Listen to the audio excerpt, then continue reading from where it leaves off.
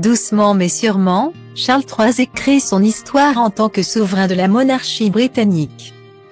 S'il est difficile pour le nouveau roi de se faire une place après les 70 années de règne de la regrettée Élisabeth II.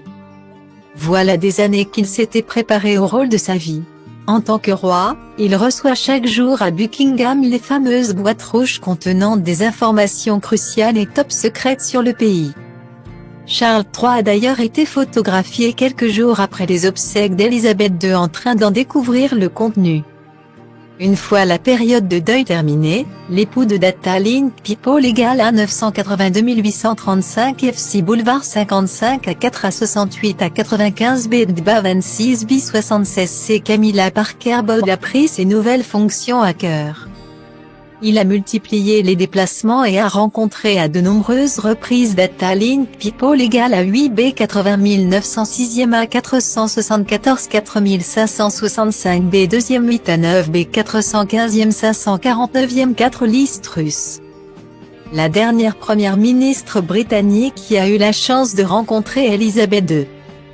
Mais le 20 octobre dernier, la première ministre Liz Truss a décidé de démissionner, indiquant dans un communiqué ne pas avoir été en mesure de remplir l'agenda sur lequel le Parti conservateur l'a élu. La place n'aura pas été vacante bien longtemps, puisque le Parti conservateur a décidé d'élire Rishi Sunak en tant que Premier ministre britannique.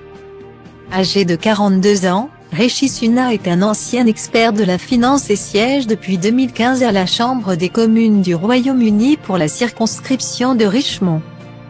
Ce mardi 25 octobre, Charles III a rencontré le tout nouveau Premier ministre à Buckingham.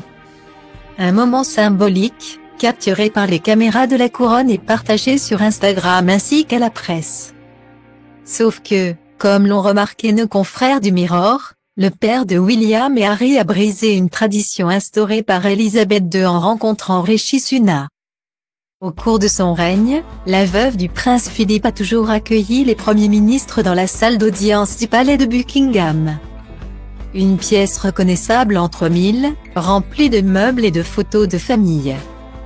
Mais hier, Charles III a décidé de rencontrer le nouveau Premier ministre dans la salle 1844 de Buckingham.